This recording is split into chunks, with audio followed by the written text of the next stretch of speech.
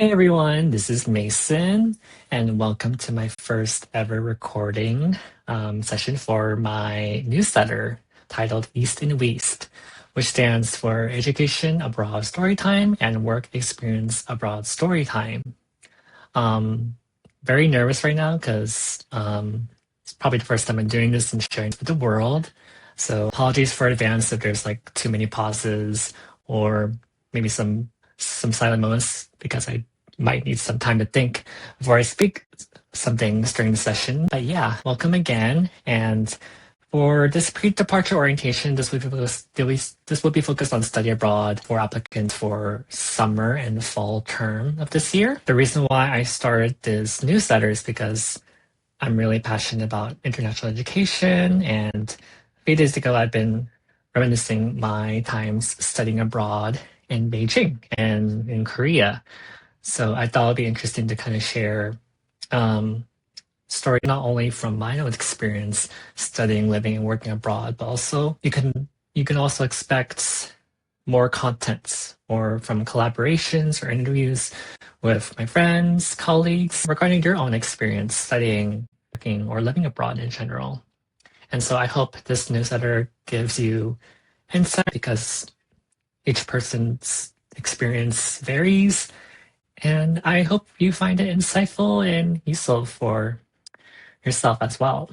So yeah, and also I'm doing this recording session for my first ever newsletter entry because I felt like this newsletter would be better if I kind of, you know, do it something more, do like a video or an audio type experience.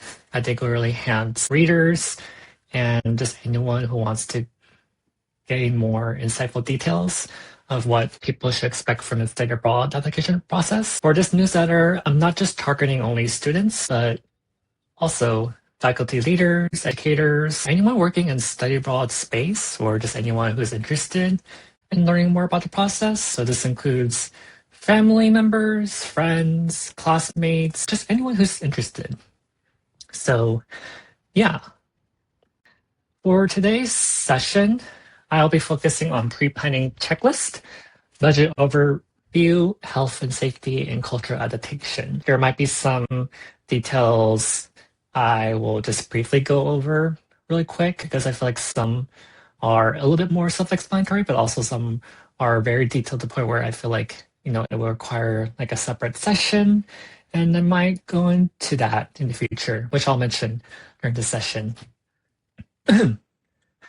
So before we get into the pre-planning checklist part, I did want to briefly cover the difference in study abroad centers. I know there are certain home institutions that operate differently. So for example, the first one, a student's college or university study abroad office team, sometimes it's also titled as Global Engagement Office. They usually help with major and minor credit, study abroad advising, college graduate requirements. They help distribute acceptance letters for study abroad visas. This may not be applicable to study terms under 90 days typically. I'll go a little more in detail into that because there could be some exceptions. They can help answer any financial aid questions, and they handle pre-departure inquiries, visas, calendars, and more. So that's the general gist of the duties from a student's home, college, or university study abroad office team. Second is the system-wide team. So this is only present in some colleges or universities. Usually they're present with universities that have a specialized system office or team that handles specific programs, more likely for programs for long term. So it could be like a year program, for example, whereas their local college or university program, so about the system-wide team, may only offer a short-term program. It could be up to like 3 or 4 weeks or just 1 quarter or semester. So this may not be relevant for some students or educators, but if you do happen to be part of this, you may be aware that the system-wide team does handle all pre-departure inquiries. So this includes visas, calendars, arrival times. They even help coordinate with housing and others. So they're a lot more hands-on in this area. compared to the own study abroad office team. So, for example, I studied at UC Davis, also known as University of California, Davis. And for UC, we do have our own UC system, which covers all UCs. So not only UC Davis, but also UC Irvine, Berkeley, UC Riverside, and other University of California schools, campuses. And then our system-wide team is called UCEAP, which stands for University of California Education Abroad Program. So they handle more of the specialized long-term programs that our local UCs may not provide. So when I want to do a one-year program in Beijing, I applied to UCAP. So that is one example. I believe CSU, California State University, also has their own system-wide team. I believe it's called IP, International Programs. And then there could be some present at other schools, such as SUNY, if I'm not wrong. So there's that. And then the next one is independent study. So personally, I don't have a lot of insights on this. I just know that there are certain students who want to apply study abroad through other resources or other colleges or private organizations that are not directly partnered with their home institution. So usually the students will do research on their own, and then they see a program that they like, that their own institution does not provide, they apply through that, and that usually requires coordination from that private organization and their own home institution's study abroad office or their major advisor office to coordinate the approval for credit transfer. Fourth is study abroad centers or third-party providers for students who are applying to study abroad programs. Sometimes there are study abroad centers or third-party providers offices at their study abroad locations. And when the students get or arrive at their study abroad location, they will eventually meet the team there, and then the team there will run on-site orientation, assist the students getting settled with housing. A lot of times they do assist students with course registration and adapting to academic culture. And if a student feels ill or needs to go to the hospital, they help connect with health professionals, what hospitals are available during their time at the program. Pre-departure list. So I'll break this into two different parts. The first part is quite simple. Just gotta make sure the students receive and check their pre-departure checklist, which is sent from their institution. Very important to have the students receive the email and read the email. And if they have any questions or concerns, they are welcome to contact the local study abroad office. This is a very important time for students to ask as many questions as they can so they can be informed on their decisions on what they can expect. If any of the students are studying abroad longer than 90 days, they typically will need a study visa. But not also that, just any student that requires a visa even for short-term program, they may need to apply for a visa as well. And very, very crucial for students to take their visa application seriously, apply as early as possible, but it does have to make sense with the time frame, and contact relevant study abroad or system-wide office with questions related to the visa application, especially with the paperwork. So yes, this is very important because if the students do not take their visa applications seriously, so for example, if they don't read the emails thoroughly and if they fail to understand the process, this could result in a visa not being processed on time. They may be late to the program. Worst case scenario, they made mistakes on their visa application and their visa gets rejected and they're unable to enter their country or location, and which will result in them not able to participate in the program. So yes, very important. Have students follow all instructions to secure housing or any logistics in a timely manner. And if the students do happen to miss emails for some reason, most likely if the important emails get sent to their spam. It's always very helpful to remind the students to add the relevant institutions' emails to their contact list. This way they can ensure the emails get sent to their main inbox. Otherwise, the students will constantly have to check their spam box. And I think if a student has any further info or wants to hear more real insights about their study abroad location interests, it's always a great idea to provide details from previous alumni, returnees. There's a lot of different opportunities for them to meet them. It could be through study abroad fairs, info sessions, webinars, and they can also do marketing materials. So it could be a form of social media videos like on YouTube or Instagram, and stories from students. So typically through like blogs, just any form for them to know what they can expect and what feedback the returnees have from the program. Okay, so for this slide, it's going to be very brief. This could be relevant or maybe be irrelevant depending on how the home institution operates. So typically, if the pre-departure orientation is online, the student will be required to review and set up their account details to view the orientation video.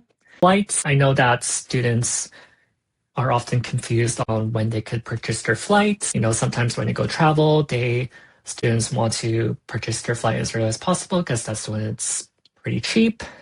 But it's very important for the students to be informed that they are advised not to purchase their flight until the final calendar of their study abroad is posted, or when they're instructed to do so by their study abroad advisor. Sometimes students may buy the flight too early to the point where they're unable to check into their housing, and because of that, they need to arrange their own housing, and that usually incurs extra personal charges on their own. So unless they agree to that or are aware of that is probably one of the exceptions. And then quickly for withdrawals, this can happen at any time in the program. Usually withdrawals can happen before the program or during the program. So if the student decides not to participate, they must immediately contact their study abroad office and submit a form to confirm their withdrawal from the program. A lot of the time, study abroad programs will have a commitment deadline. So when you submit your application, you are committed to the process, but there is a separate deadline for when you fully commit to it or when you can withdraw. So there's that for withdrawing before the study abroad program begins. And there's also post-departure withdrawal. So this would happen during the program. This could happen for various reasons. I'll get into that later. Typically, based on my experience and my perspective on withdrawing during the program, it's less ideal only because it could involve more complicated paperwork for them to submit withdrawals. I know at least at UC Davis or from the UC system, if we want to withdraw from the program, during the program, we are required to not only submit the withdrawal petition, but we are also required to submit a form to request for readmission to our home institution. So that just makes things more complicated in general, but that is another way to kind of go through the process of that. Next slide, academic requirement. So this is probably one of the things students are very wary and cautious of, and this could determine if they are eager to be committed to the program or not. It's not just traveling, but, since it's a program, there are certain requirements the student has to maintain. So the most basic one here would be eligibility, GPA eligibility to be specific. They need to maintain a minimum GPA.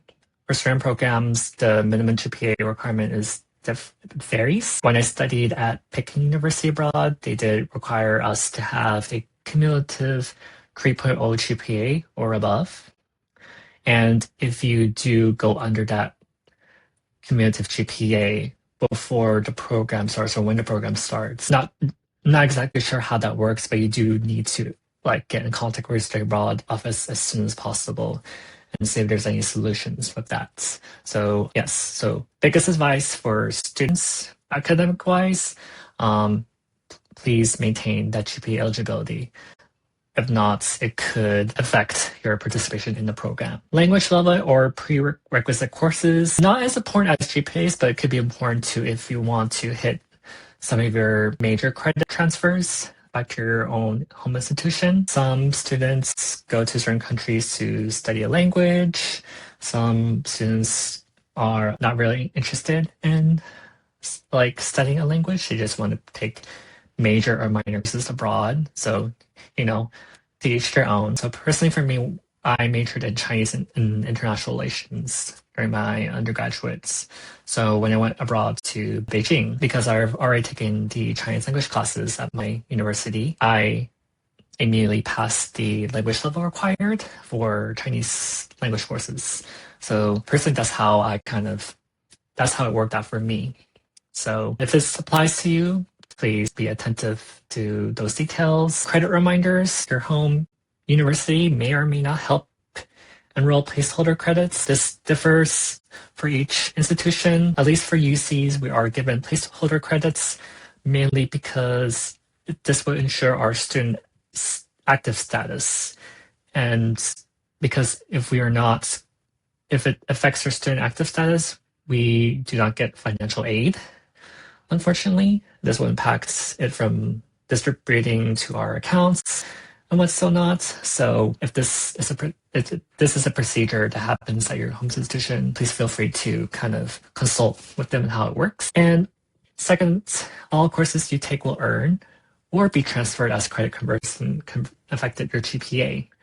So what this means is that your host university abroad, how they calculate credits will most likely be different from how your home institution works. At least in the US, we do have like both semester and quarter systems, and usually abroad is mainly semester with some exceptions.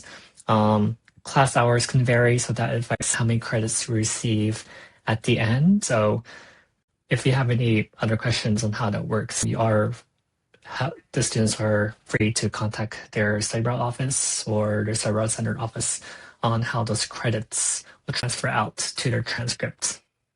Some special notes students can take note of is that they can also determine and sign up for a pass and no pass grade with their study abroad center administration. And usually for pass and no pass grades, or a lot of home institutions, there is a limit on how many you can opt in for that. So just make sure you are eligible if you do decide to choose pass or no pass for certain classes. And second of all, a poor grade cannot be retaken at your home institution nor removed. So if a student performs poorly at their institution, it will just remain on the transcript and they cannot retake it.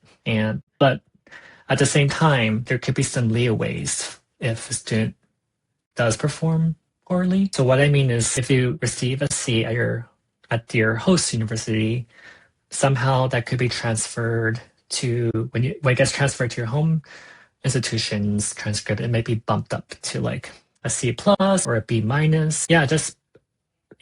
So the students should make sure like how that grading would work. Sometimes it could be different and sometimes it could just be the same. Personally for me, it was an interesting experience because when I got, for example, a B plus at Peking University, it eventually got bumped up to like an A minus, for example, when I got transferred to my UC Davis transcript. So there could be some special circumstances where your grade does get boosted up.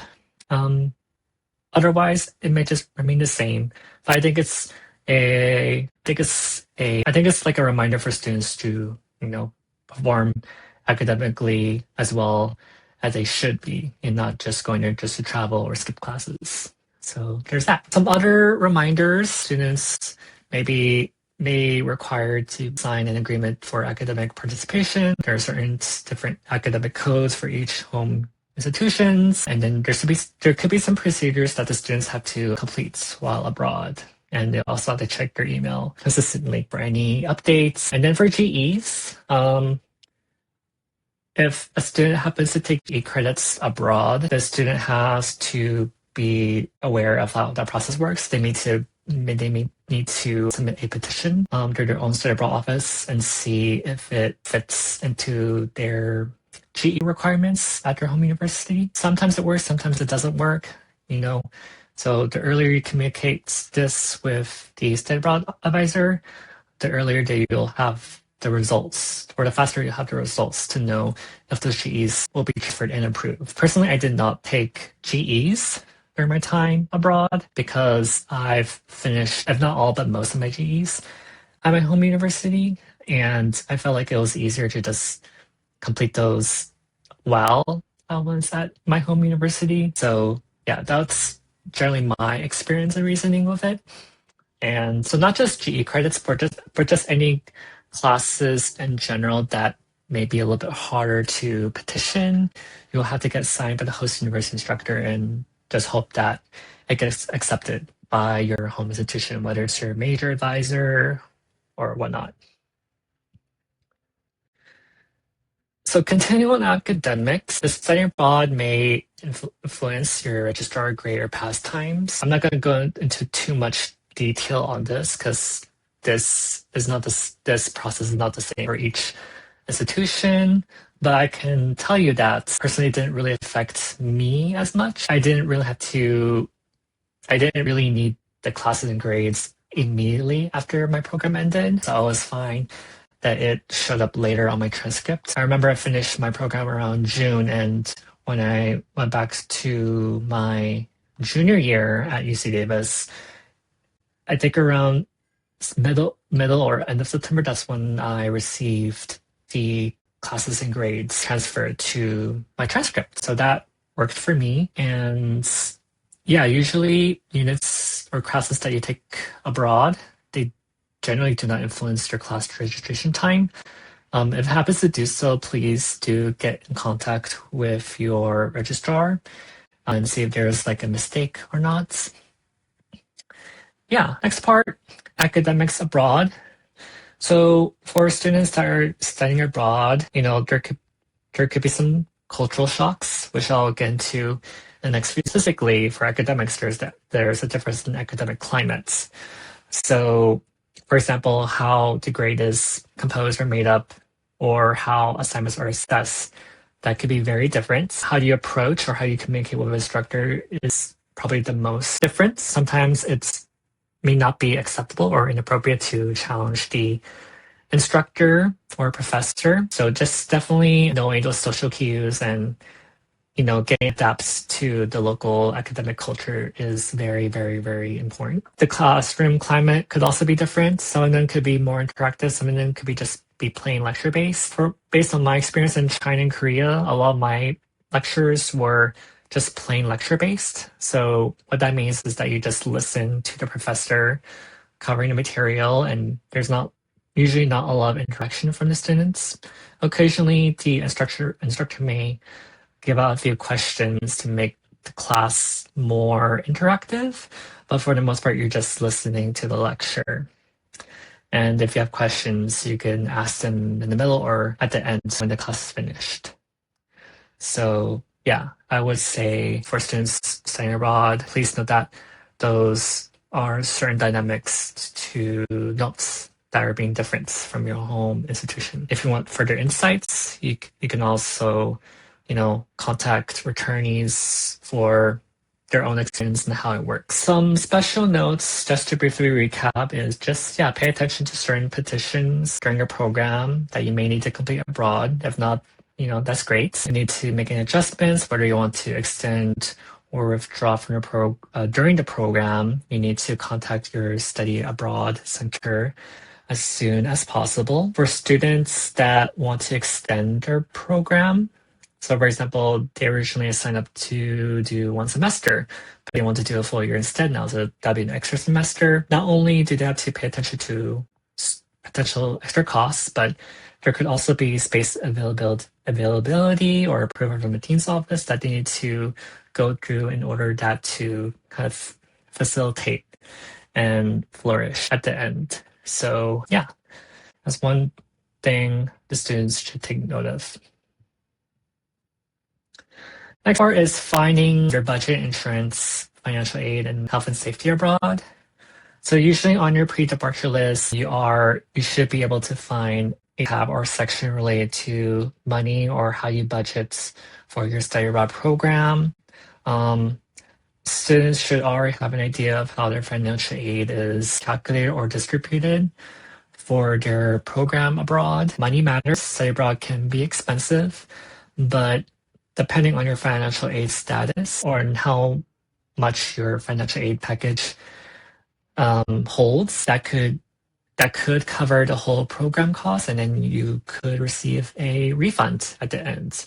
Sometimes it's not enough, and then you'll have to find ways to pay the extra fees for your program abroad. So yeah, the students should already know about this before they submit their CERO application. But just a reminder, if the students want to have a better understanding of that, there should be a section regarding that, which includes payment vouchers, online payment terms, plans, refunds. Also, the students are automatically enrolled in the International Health Insurance Plan. This is mandatory, and coverage usually starts around 14 days before the program starts and ends 31 days after.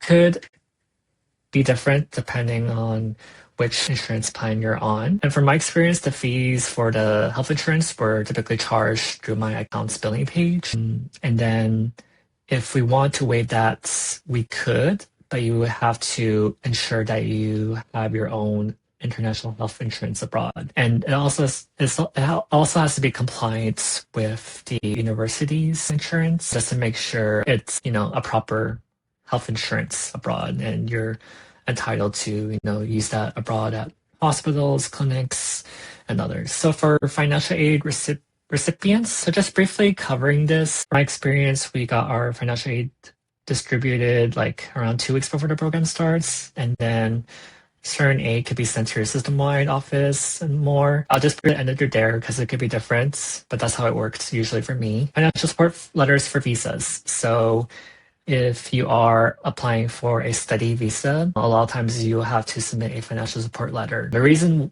is because consulates and embassies want to make sure you have enough funds abroad. They want to avoid a situation where the student overstays their visa or can't afford to fly back home after their program ends because they don't have the money. So there's that financial support letter that will be usually generated after you complete a form online. Last but not least is health and safety. So if you're a student who has certain health conditions that you're concerned of, please let a doctor know before you go. The doctor will be able to let you know what you need to pay attention to, what medications you need. Also, let your study abroad office know as soon as possible. You usually will have to complete a health clearance form. That way, the study abroad office has a better understanding if you have any pre-existing health conditions that may affect your participation abroad. Mental health. If you feel like you may have some issues with mental health abroad or not, please have the students get in touch with a campus advisor. There are lots of materials and resources for that. So, yeah. And also, the students are responsible for what medications they can bring to the country, which I'll cover here. Yes, so the students are solely responsible for researching the country policies. They can ask the study abroad office for advice, and usually they'll kind of forward them like customs and immigration, like links if a certain medication is allowed to the country. But ultimately, at the end, it's the student's responsibility. So yeah, again, they could research customs and immigration online. They can also call their local embassy or consulate. They can also research, just basically online in general, and try to avoid calling their insurance provider about restrictions because it generally changes all the time. So if the student's medication supply is not enough for their term abroad, they most likely will have to get a doctor's note and take that prescription abroad. And sometimes the immigration officers may ask, they may not ask, but having a doctor's prescription notes along the medication is very, very important. So that's for health and safety. So for extra reminders for students, always advise students to attend any webinars for the programs, keep in touch with their study abroad center, stay communicated with returnees who participate in the same program. Make sure to exchange some money. I might cover money currency in a separate newsletter, but it's always common knowledge to, exchange some money in case the ATMs don't work there for some reason. My experience is that I bring both my debit and credit card for backups, just in case. Some program locations, depending on how money works. For example, mainland China is becoming more cashless and digital payment based, so they may not need to exchange too much money because they can just rely on WeChat or Alipay and just buying their international cards. Next one is, just double check, reconfirm your flights. There's always a chance for students that misread their flight details, so just always double check with the arrival, departure times, locations of the airport. Register with the Department of State. If you're from another country, not from the US, look into registering something that's similar to that. Always have copies of important documents, email to yourself, just in case you may lose them. Personally, what's worked for me is that I always make copies and store them in my Google Drive, sometimes my iCloud. When students start packing, remember to pack again. Tip. Personally, I try not to bring too much abroad because I know that will do some shopping. So when I buy certain products, I make sure to get rid of the packaging if I don't need the packaging, because the packaging boxes can take up a lot of space in the luggage. So there's that. Also, for certain countries, students may need to bring items the country may not have, or that could be different from your own country. So for example, adapters, electric voltages work differently in certain countries.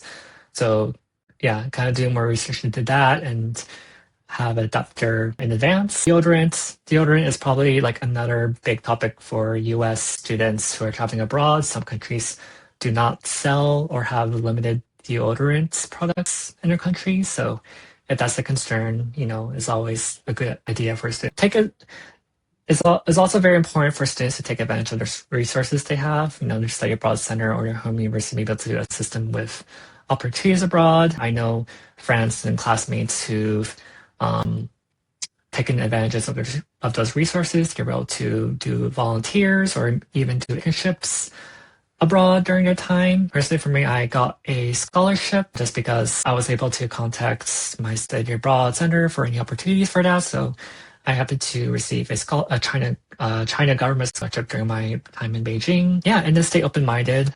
It's an opportunity for students to learn and step outside their comfort zone. Second, the next slide, I won't go too much into detail for culture shock or just intercultural in general, because I think this kind of deserves like its own newsletter entry another time soon, but I know that students will be expected to experience some sort of culture shock, maybe less for short-term programs, but it could always happen. For some students, it might be their first time going abroad, so even a short-term program, they will experience culture shock or just anything that's very, very different from what they expected. So personally, for me, I think some culture learning strategies definitely students can focus on is like understanding their own identity and how do they understand other people and their own identity. I think a really good quote that I included in this slide is the problem of stereotypes is not that they're untrue, but they're incomplete. So this is a quote from The Danger of a Single Story. And I also create my own quotes, which is when you study abroad, you not only learn more about the world, you also learn more about yourself as a person and develop your critical thinking skills. So I think both of these quotes kind of embody the whole study abroad experience and how different it could be. And then I won't go into each question regarding culture exchange and adaptation, but feel free to read through those and kind of, see what answers you can come up with. And if you have any answers, feel free to share that in the comments or just let me know. I'm very curious on your experience, on what you want to share based on these questions. Yeah, same. So for this slide, again, I'm not going to go into too much details because I think I'll make a separate newsletter entry or even like a session regarding for students to know why we encounter culture shocks. Why there are certain microaggressions. Each country or location has their own common unspoken cues. And a lot of times, students may not be satisfied with their new environments and the way people act in that location. So before they even have those feelings, why would people have those feelings of feeling dissatisfied or not, or being afraid that they won't get used to their new location? So yeah, just something to think about. And from the picture in the slide, you can kind of think of like the fray above. And most importantly, I think we should also reinforce the fact that culture shock is a positive thing because it shows signs that you're no longer willing to be just a regular tourist, but you're there to experience, step outside your comfort zone, and you never know, it could be a turning point of having that place feeling like your second home. So yeah.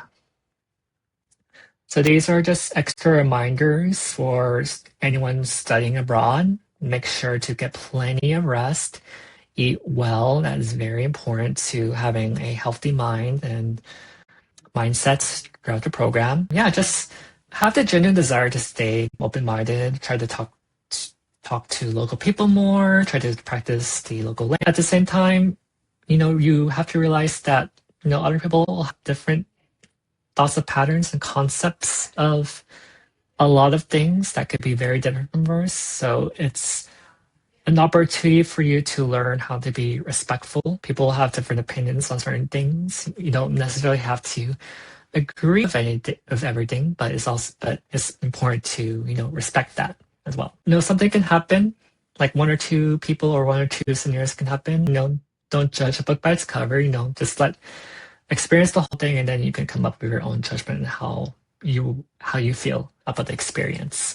So yeah, so just spend time reflecting, take advantage of learning, create opportunities, know what works for you. For some people, they may find it helpful to have like a diary and write about their experiences. Some people like to record vlogs. Feel free to be creative. Vlogs, maybe do something more social media. Yeah.